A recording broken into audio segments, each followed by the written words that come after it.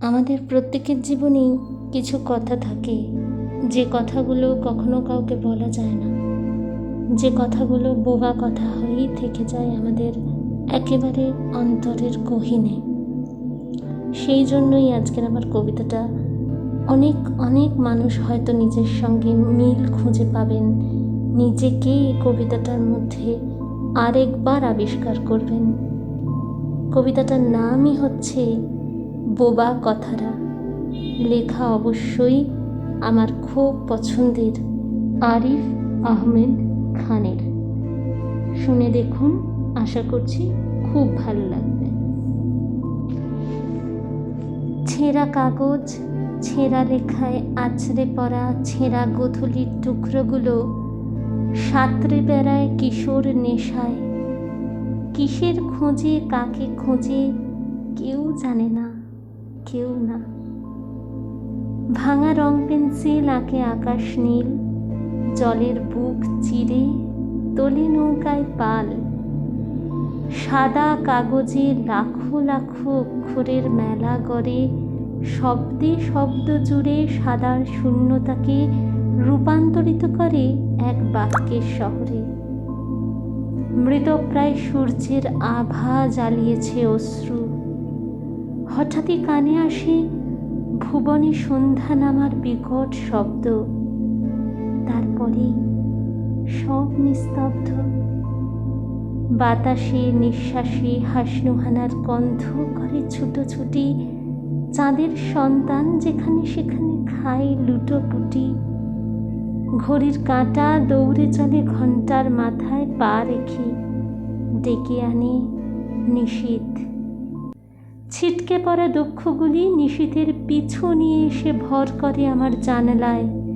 জানালায় থাকা চাঁদের সন্তান দুমড়ে মুচড়ে যায় তাদের পায়ের তলায়।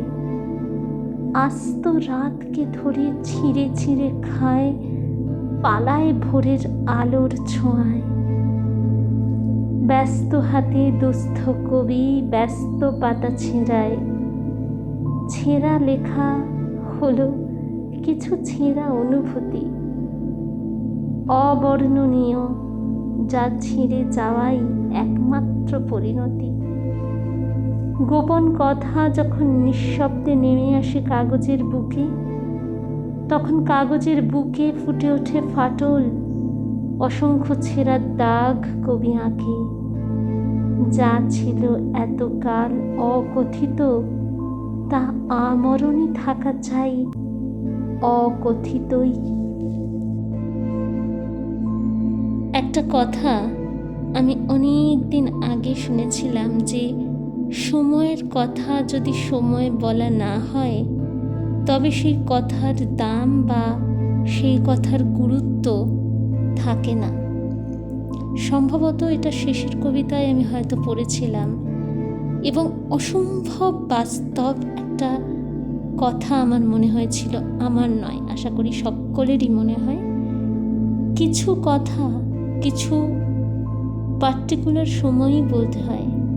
যে সময়টা পেরিয়ে গেলে সেই কথাটা খুব গুরুত্বপূর্ণ যখন ছিল, তখন সেই সময়টাই গুরুত্বপূর্ণ ছিল, কিন্তু পরে সেই কথাটা একেবারেই অপ্রয়োজনীয় একটা বাতুলতা হয়ে যায়। তাই যদি কোনো কথা কাউকে বলার মনে হয়, এবং মনে হয় যে এই কথাটা এখনই বলে ফেলা শ্রেয়, তবে বলে দেওয়াই ভালো। বলার পর কি হবে, বলার আগে কি হবে, বলার সময়টা কীরকম হবে, এত চিন্তা ভাবনা না করে জীবনই তো এগোতেই তো থাকবে, পিছিয়ে তো যাবে না। সুতরাং বললে তো কোনো অসুবিধে নেই, যদি কাউকে অপমান না করি, যদি কাউকে দুঃখ না দিই, যদি মিথ্যে কথা অকারণে না বলে থাকি। মিথ্যে আমরা সকলেই অল্প আধটু বলি, তবে যদি অপ্রয়োজনে কারোর ক্ষতি করার ভাবনায় মিথ্যে কথা না বলে থাকি, তবে একটা সাধারণ স্বাভাবিক কথা বলতে এত চিন্তা না করাই শ্রেয়। ভেবে দেখতে পারেন একবার। ভালো থাকবেন ততক্ষণ। কালকে আসবো আবার নতুন আরেকটা কবিতা নিয়ে। আর আরেকবার বলে দিই, শনিবার আর রবিবার কিন্তু গল্পের দিন। চেষ্টা করছি দুটো দিনই গল্প দেবার, যদি দুটো দিন কোনো কারণে নাও দিতে পারি, শনিবার তো অবশ্যই গল্প থাকবে। তবে আবারও বলছি, অত্যন্ত আন্তরিকভাবে চেষ্টা করছি যাতে শনি রবি দুটো দিনই আমি গল্প দিতে পারি। খুব ভালো থাকবেন। আর যদি আমাকে ভালো লাগে, আমার চ্যানেলটা ভালো লাগে, অবশ্যই পাশে থাকবেন সাবস্ক্রাইব করে দিয়ে। আশা করব আপনাদের চ্যানেলটাও ভালো লাগবে আর ধীরে ধীরে কবিতা গল্পগুলোও ভালো লাগবে।